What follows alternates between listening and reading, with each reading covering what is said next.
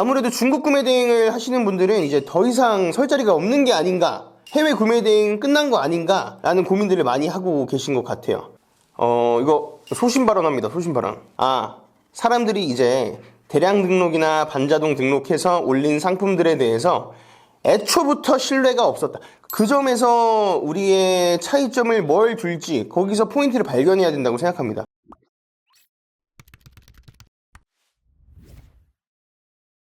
안녕하세요 대표님. 저 오늘 갑자기 카메라를 켠 이유가 있는데요. 지금 중국 구매 대행 하는 분들이라면 제일 뜨거운 이슈일 것 같은데, 알리익스프레스, 테무, 또 1688이 국내에 들어오는 부분에 대해서 이것저것 여쭤보려고 카메라를 켰습니다.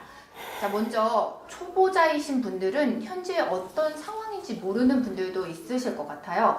간단하게 설명 부탁드려도 될까요? 저는 알리익스프레스 1688 그리고 테무 들어오는 거 관련해서 저는 사실 그렇게까지 걱정이나 고민을 많이 해보지 않았어요. 그건 조금 이따 말씀드릴 건데, 요즘 유튜브를 보니까 온라인 셀러들은 다 죽었다, 긴장해라, 이런 말들이 나와서 저는 조금은 다른 얘기를 한번 해보고 싶어서 영상을 찍게 됐습니다. 먼저 알리익스프레스, 테무, 1688이 무슨 일인데 이렇게 하시는 분들이 있어서 간단하게 설명을 한번 드려보도록 할게요. 중국에는 알리바바라는 그룹이 있습니다. 이 알리바바 그룹에서 운영하는 쇼핑몰이 있는데, 우리 입장에서 생각해보면 크게 4가지 정도가 있다고 보시면 돼요. 중국 내수 소매 시장을 노리는 것이 여러분들이 가장 많이 알고 있는 타오바오고요. 중국 내수 도매 시장을 노리는 것이 1688. 그리고 해외 소매 시장을 노리는 것이 여러분들이 제일 많이 알고 있는 마동석님이 광고하고 계시는 알리익스프레스고요. 그리고 해외 도매몰이 알리바바라고 생각하시면 됩니다. 그러면 테무는 뭐냐? 핀두어두어라는 중국 내 사이트가 있는데, 핀두어두어에서 해외 판매를 노리고 만든 온라인 쇼핑몰이 테무라는 앱입니다. 일단 여러분들이 가장 많이 알고 계시는 알리익스프레스에 대해서 말하자면 2018년부터 본격적으로 한국 시장에 진출하고 작년 말부터 해서 국내 고객을 위해서 고객센터랑 배송에 계속 신경을 쓰고 있죠. 너무 유명한 마동석 배우님도 모델로 기용해서 쓰고 있어서 사람들이 점점 더 많이 알고 있는 것 같아요. 찾아보니까 올해 1분기 대비 3분기 배송 물량이 2.6배나 늘었다고 하기도 하고, 24년에는 국내 물류센터까지 가동한다는 얘기도 있고요. 이렇게 되면 배송기간이 더 빨라지니까 아무래도 국내 소비자들에게는 중국 구매 대행에 대한 수요가 많이 옮겨갈 가능성이 크다는 관측이에요. 그리고 테무는 아직 잘 모르시는 분들도 많은데 지금 급성장하고 있는 중국의 3대 온라인 쇼핑몰 중에 하나예요. 테무는 우리나라에서 아직 많이 몰랐던 이유가 한국보다는 미국이랑 유럽에서 많이 성장한 쇼핑몰이라 그랬던 것 같습니다. 근데 이 테무 쇼핑몰도 이제 국내에서 공격적인 마케팅을 지금 하고 있어요. 그러다 보니까 아무래도 중국 구매 대행을 하시는 분들은 이제 더 이상 설 자리가 없는 게 아닌가, 해외 구매 대행 끝난 거 아닌가 라는 고민들을 많이 하고 계신 것 같아요. 앱 사용자도 쿠팡은 더 이상 늘지가 않거든요. 근데 알리앱 사용자는 올해 한 700만 명인가 600만 명 정도 된다고 들었습니다. 근데 저는 사실 테무를 몰랐거든요, 대표님. 근데 제 첫째 딸이 지금 중학생이잖아요. 근데 오히려 테무 쇼핑몰을 알고 있더라고요. 그래서 어린 친구들한테 가격이 착한 쇼핑몰로 인식이 되고 있는 것 같아요. 앞으로 중국 구매 대행 하시는 분들은 이 부분을 어떻게 대응할 수 있을까요? 그쵸. 테무 그리고 알리익스프레스들 보면은 100원짜리도 있고 꽁돈 대첩 이런 것도 있고 가격이 엄청 저렴해요. 그런데 사실 저는 그 점에서 우리의 차이점을 뭘 둘지 거기서 포인트를 발견해야 된다고 생각합니다. 현재 알리익스프레스나 테무에서 판촉을 하거나 그 물건을 구매하는 고객님들은 사실 아직까지는 그런 쇼핑몰에 대한 신뢰도라고 할까요? 신뢰도가 높지 않기 때문에 그런 데서 전자제품이랄지 가구랄지 그런 걸 잘 팔지도 않고, 그런 거를 구매하시는 분들보다는 벨리쌤 따님처럼 저렴하고 펜, 노트, 핸드폰 케이스, 저가형 제품을 구매하는 고객들이 많으세요. 왜냐면 중국에서 직배송이 오는 브랜드니까 중국산일 거야, 싸구려일 거야, 질이 별로 안 좋을 거야 라고 생각하다 보니까 고가녀 제품에 대해서는 소비자들의 선택 비율이 높지 않다고 보고 있거든요. 지금 당장 테무 사이트만 들어가봐도, 알리만 들어가봐도 메인에 뜨는 추천 상품들이 거의 다 대부분 3만원 이하, 아니 2만원 이하의 저가 제품들이에요. 그래서 제가 뭐 수업할 때나 주변 분들한테 말씀드리다시피 우리가 그 수동으로 올려서 판매하는 제품들은 주로 뭐 고관여 제품 쪽으로 제가 유도를 많이 하다 보니까 애초에 타겟 고객층들이 다르기 때문에 여기서 돌파구를 찾으면 되지 않을까라고 생각을 합니다. 근데 저 말고도 대량이나 반자동으로 하시는 분들 말고 저처럼 수동 위주로 판매하시는 분들 보면 알리랑 테무 들어와도 뭐 크게 별 없는데? 이렇게 얘기하실 거예요 아마. 중고 구매 등을 하는 지금 셀러들이 어떤 부분을 더 신경 쓰면 좋겠다 하는 부분도 말씀해 주세요. 이거 소신 발언합니다. 소신 발언. 여러분들이 해외 구매 대행하는 방법이 크게 세 가지가 있죠. 뭐 대량 등록 방식, 반자동 등록, 수동 등록 방식 뭐 이렇게 세 가지가 있는데 분명히 이 영상을 보시는 분들은 거의 다 중국 구매 대행을 하시는 분들일 테니까 뉴스 기사를 한번 읽어보시면 거기 댓글을 한번 보세요. 해외에서 떼와가지고 똑같은 제품 중국어로 번역하지도 않고 그냥 올려놓고선 마진 10배 그리고 심지어 100배까지 매기는 놈들 보니까 알리랑 테무가 빨리 우리나라에 들어와서 자리를 잡았으면 좋겠다. 이런 댓글을 보실 수 있었을 거예요.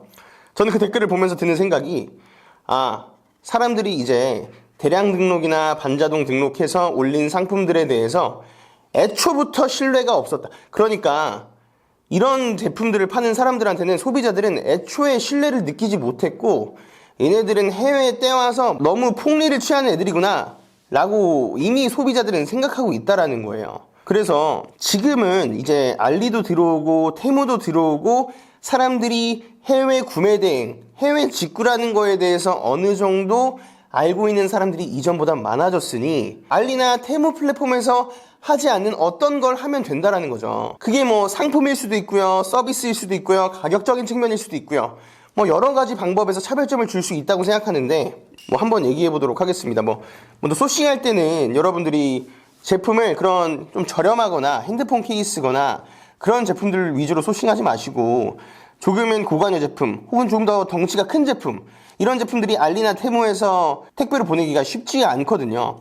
그래서 우리가 배대지를 통해서 핸들링할 수 있는 고관여 제품이나 크무비 제품을 소싱하면 좋을 것 같고요. 그리고 상품 구성 자체도 애초에 가지고 올 때 물론 그 반자동이나 대량 하시는 분들은 힘들겠지만 제가 아는 수동 방식으로 하신 분들은 판매자랑 협상이 잘 될 테니까 뭐 원가도 떨어뜨려서 오실 수 있을 거고 그리고 상품을 구성하는 옵션 자체도 한국 사람 니즈에 맞게 중국 사람들보다는 우리가 더 우리의 입맛을 더 잘 알 거잖아요.